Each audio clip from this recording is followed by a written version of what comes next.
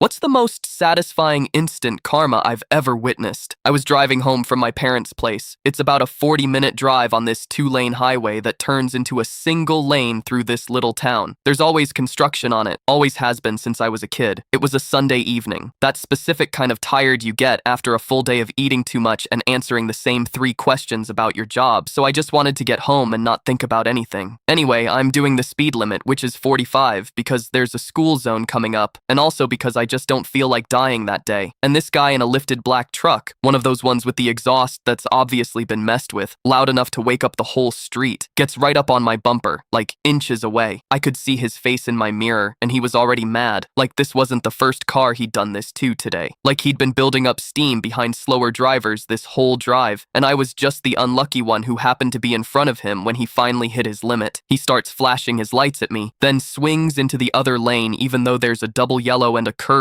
coming up. He lays on the horn as he passes me, yelling something out the window I couldn't quite hear, but I'm pretty sure it wasn't a compliment. My hands are shaking a little because that's scary. Someone that close to your car at 45 miles an hour, one twitch of the wheel, and we're both dead. He cuts back into my lane way too close. I had to brake, and then he just guns it and disappears around the bend ahead of me, exhaust roaring like he'd just won something. I remember saying out loud to nobody in my empty car, "Okay, buddy, good luck with that," because that road turns into a 25 through the town in like a quarter mile, and there's always a cop sitting at the gas station on the corner. Everybody who lives around there knows it. It's basically local legend. Tourists get nailed on that stretch constantly. So I'm coming around the bend, still shaking a little, gripping the wheel tighter than I needed to, kind of hoping I'll see him pulled over. Honestly, just wanting some tiny bit of justice for almost getting run off the road for the crime of going the actual speed limit. And sure enough, there he is, pulled onto the shoulder right past the gas station, lights flashing behind him, red and blue bouncing off his shiny black paint job. I got this little flush of satisfaction. Okay, good, I thought. That's what you get. I actually smiled for the first time since he'd blown past me. But here's the thing, I didn't even get to the good part yet. As I'm driving past real slow because there's nowhere else to go, one lane, no shoulder wide enough to speed around him, I see the cop is not writing him a ticket. The cop has him out of the truck already, hands on the hood, feet spread apart, the whole stance you only ever see in movies. And there's this bag on the ground next to the truck door that must have fallen out, or he tried to toss it. I don't know, but it split open right there on the asphalt. I swear to God, there's a pile of cash, and what looked like little baggies just sitting there in broad daylight for anyone driving by to see, right next to a gas station where families were literally pumping gas and walking their kids inside for slushies. I actually slowed down so much the guy behind me honked. I didn't even care. Turns out, and I only know this because it ended up in our tiny local paper about a week later, my mom actually clipped it out and mailed it to me because she thought it was funny too. She wrote, "Isn't this the road you take home?" in pen at the top, like I hadn't already told her the whole story on the phone. The guy had a warrant out already for something unrelated, some probation violation, and the reason he was speeding and driving like a maniac wasn't just because he was a jerk, it was because he had a truck full of stuff he really did not want a cop looking at. He panicked when he saw the cruiser at the gas station, tried to swing around back the way he came, and that's when the second cop car, doing a routine loop through town, caught him doing like 60 in the 25, going the wrong direction on a one-way stretch by the elementary school at like 6 in the evening, when parents were still picking kids up from an after-school program. They found way more than that one bag once they actually searched the truck. The paper didn't get super specific about amounts because I guess it was still an active case, but it used words like significant quantity and intent to distribute, which even I know is not the kind of phrase you want next to your name in a 2-page community newspaper that everybody's grandma reads cover to cover every single week. The part that gets me every time I tell this story, though, isn't even the drugs. It's that if he had just stayed behind me doing 45 like a normal person, none of it happens. He wasn't in danger of getting caught by tailgating me. Nobody made him swerve around a blind curve on a double yellow to scream at a stranger for going the speed limit. He created his own emergency out of thin air. He saw a cop, panicked because of a truck full of stuff he already knew was a problem, and the panic is what got him. Not bad luck, not some cosmic coincidence, just him being exactly the kind of reckless, impatient person that gets pulled over in the first place. Except this time it actually mattered. This time the stakes were real, and he still couldn't help himself. I think about how mad he was at me for going 45, like personally offended, like I had wronged him somehow just by existing in front of his truck. And I just kept thinking, driving home that day, dude, you had a truck full of evidence, and you decided the hill you wanted to die on was a stranger doing the actual legal speed limit. I never even got his name, never saw him again. No idea what happened after, but every single time I drive through that town and past that gas station, I think about him standing there with his hands on the hood and that bag busted open on the ground. Cash and baggies just sitting there in the evening sun for the whole world to see. And it still makes me smile a little. But the next thing that happened, it completely shocked me. Tell me, what would you do if your little brother was dating the sister of the craziest guy you've encountered on the road, and you had no idea? So my little brother's 24, and for a few months he'd been dropping this name into every phone call. Maddie, Maddie, Maddie. The way you do when you're trying to sound casual about someone you're clearly not casual about. Nobody in the family had met her. He kept saying soon, and kept finding reasons it wasn't the right time yet. My aunt was convinced she was already married. My mom was convinced she was a red flag, because apparently in my mom's world, every unmet girlfriend is automatically hiding something. Nobody was even close. Thanksgiving rolls around, and he walks in the door with this girl carrying a pie like it's a peace offering. Plastic wrap still fogged up from the car ride. Nice smile, a little nervous, doing the thing where she compliments the house before she's even taken her coat off. Oh my gosh, your kitchen is so cozy, while my brother stands behind her looking like a man who just parallel parked in front of a crowd. We do the whole meet the family rotation. I'm his sister, I'm his aunt. Hi, and it's fine, it's normal. Gravy's clumping on the stove. My dad's already yelling at the TV about a penalty nobody else saw. Dinner goes fine. She laughs at the right places, helps clear plates without being asked, which earns her about 4 bonus points with my mother before we've even hit dessert. At one point, she catches my dad mid-rant about the turkey being dry 2 years running and just nods along seriously, like this is a real and pressing issue. And I remember thinking, okay, she gets it, she gets us, this one might actually stick around. It's not until we're doing dishes later, me washing, her drying, that she mentions her brother had this whole thing happen to him a couple years back. Truck, cop, the works, and says it so casually, like she assumes I already know, like it's just a fact about her family, the way we're from Ohio is a fact about a family. She's not even really looking at me when she says it, just drying a serving spoon, half paying attention to the football game leaking in from the other room. I asked what she meant. She said her brother got pulled into something involving a truck and a cop and a road near here. Said it vague, watching my face the way you do when you're not sure how much detail is welcome, like she was testing whether this was a safe topic or one she should have left alone. I put the plate down, water still running, and asked, black truck, lifted, loud exhaust, practically brand new, and he was furious about the impound fees afterward. She looked at me like I'd just described her brother down to the paint job, because I had. I told her plainly, no build-up, didn't want to make a whole thing of it at the sink with my mom 10 feet away humming along to a song only she could hear, that I was the car in front of him on that road that night, going the speed limit while he rode my bumper close enough that I could see his face in the mirror. I watched her expression go from confused to something closer to grief in about 4 seconds flat, her hands stalling out mid-motion with the dish towel still wrapped around that spoon. And I realized this wasn't a similar situation, some coincidence I could laugh off later. This was the same night, the same man, the same gas station where he got pulled over with a bag split open on the asphalt for anyone pumping gas to see. She got quiet, drying the same fork way longer than any fork needs drying, turning it over and over like she was stalling for time to decide how much to say. Then she told me the rest, low, so it wouldn't carry into the living room where the game was still on and my dad was still yelling at it. He did his time, got out, actually tried, for a while anyway, construction job, moved back in with their mom, showed up to Sunday dinners, seemed steady. Then about 8 months ago, he relapsed, badly, worse than the first time by the sound of it. Last time she saw him in person, he'd taken cash out of their mother's purse on his way out the door in the middle of the night and hasn't called since. Their mom still checks his old bank account sometimes, just to see if anything moves, like a withdrawal would mean he's alive somewhere, still functioning, still a person, and not a rumor. She said all of it in this flat, practiced tone, like she'd had to explain it to people before, and had learned to keep her voice steady to get through it without falling apart in someone else's kitchen. But her hands gave her away the whole time, drying and redrying that same fork, not looking at me, like the fork was the only thing keeping her upright. My brother walked in right then with 2 plates of pie balanced against his chest, completely oblivious, and said, everything okay in here? Like a man who has no idea he just walked into the middle of something. Maddie wiped her eyes fast, quick enough that I don't think he even clocked it, and said, yeah, just talking, and took a plate from him like nothing had happened. Like she hadn't just handed me a piece of her family, she probably hadn't planned on handing anyone that day. Later that night, after everyone left and the house had gone quiet except for the dishwasher humming and my dad snoring in his recliner in front of a muted TV, I was wiping down the counters when my phone buzzed. Unknown number, no name attached, no area code I recognized. I almost let it go to voicemail, figured it was another robocall about my car's extended warranty, the same one that's been calling me for 2 years straight. But something about the the timing, right after that conversation, made me pick it up anyway. Nobody spoke for a second, just breathing on the other end, and behind it, faint but unmistakable, the sound of a highway, cars passing at speed, that specific whoosh you only ever hear if you're standing right on the shoulder of a road, close enough to feel the wind off the traffic. Then a voice, low and unsure of itself, like he'd rehearsed the first line and forgotten the rest, said my name. Not Maddie's voice, not my brother's, a man's. He said, "You don't know me, but I think you know my sister." I stood there in my parents' kitchen with the dish towel still in one hand, the faucet dripping behind me, and I didn't say a single word back, because I already knew exactly who was on the other end of that call, and exactly what road he was probably standing next to. What would you do if the man from the worst night on that highway called you at midnight, not to threaten you, but to warn you about someone else? He said my name again, like he needed to hear himself say it out loud to believe he was actually doing this. I still hadn't said anything back. The dishwasher clicked over to the next cycle behind me, and I remember thinking how stupid it was that my brain was tracking something like that in a moment like this. "I'm not calling to start anything," he said, fast, like he could feel me about to hang up. "I need you to listen for like 30 seconds and then you can block this number. I don't care." I asked how he got it. He said Maddie's phone, an old text thread from months back, before things between them had gone quiet. He wasn't proud of it. His voice had this scraped out quality, like a guy who hadn't eaten or slept properly in a while, and underneath the highway noise I could hear him shifting his weight, gravel crunching. He said there was a guy he used with before the relapse turned into whatever it was now, and that guy had gotten it into his head that Maddie knew where he was staying, or knew people who did. Said the guy had shown up at their mom's place twice in the last 2 weeks asking for him, and the second time he didn't ask nice. Said if he couldn't find him, he was going to start looking somewhere else, and Maddie was somewhere else. I stood there with the towel still balled up in my hand, water still running behind me, and I asked him why he was telling me this and not calling his sister directly. "She doesn't pick up when it's me," he said, flat, not even bitter about it, just stating a fact he'd clearly made peace with a while ago. "I figured you'd tell her. You seem like the type who'd actually do something instead of just feeling bad about it." That landed weird. I didn't know how to feel about being read that clearly by a total stranger over the phone at midnight. I asked what the guy looked like, what he drove, anything. He gave me a first name only, no last name. Said the guy drove a gray sedan with a cracked taillight he'd fixed with red tape. Said he usually came around in the evening because that's when their mom was more likely to be alone. He said it in this rehearsed way, like he'd been saying it over and over to himself on that shoulder before he worked up the nerve to dial. Then he said something that actually stopped me cold. He said, "I know what you probably think of me. I know what happened on that road. I'm not calling to fix that. I know I can't. I'm calling because whatever you think of me, she didn't do any of this, and I'm not going to be the reason something happens to her too. I didn't say I forgive you. I didn't say anything comforting because I didn't feel especially generous in that moment. Standing in my parents' dark kitchen at midnight holding a phone connected to a man who'd nearly run me off a 2-lane road 2 years ago. But I told him I'd tell her. I told him that much, and I meant it." He said thanks, quiet, almost surprised I'd said yes at all. Then the line went dead before I could ask him where he was staying, whether he was safe, whether anyone was looking for him too. Just the dial tone, and me standing there in a kitchen that smelled like turkey and dish soap, trying to figure out how I was supposed to walk upstairs and knock on a guest room door to tell the girl my brother's in love with that her brother's using again, hiding from someone dangerous, and worried enough about her to call his sworn enemy for help. I didn't sleep that night. Kept replaying the sound of gravel under his boots, trying to figure out if I believed him. In the morning, I caught Maddie alone in the kitchen before anyone else was up, coffee going, my brother still asleep upstairs, and I told her everything, word for word, as close as I could remember it. The name, the car, the red tape on the taillight. She went pale in a way I hadn't seen the night before. Even when she was drying that fork over and over, she knew the name. Said the guy used to come around years ago, before any of this, back when her brother was just a stupid kid who thought he was invincible. Said he'd never liked her, always looked at her like she was in the way of something. She pulled out her phone right there at the counter, hands shaking a little, and called her mom. I stood there pretending to look busy with the coffee maker while she talked in this tight, controlled voice, telling her mom to lock the door, don't answer if a gray car pulls up, call her the second anything felt off. When she hung up, she just stood there for a second, staring at the phone like it might ring again on its own. "He called you," she said finally, not a question, more like she was trying the sentence out to see if it was real. "Why would he call you?" I told her the truth, that I didn't fully know either, except that whatever else he was, he'd sounded scared for her in a way that didn't sound like an act. She nodded slow, wiped under her eyes with the back of her wrist, and said she needed to go check on her mom in person, today, not wait around for a phone call to confirm everything was fine. My brother came down the stairs right as she was grabbing her keys, hair there a mess, asking what was going on, and I watched her decide, right there in the doorway, how much of this she was ready to let him carry too. She hadn't answered him yet when my phone buzzed again. Unknown number, same one from the night before.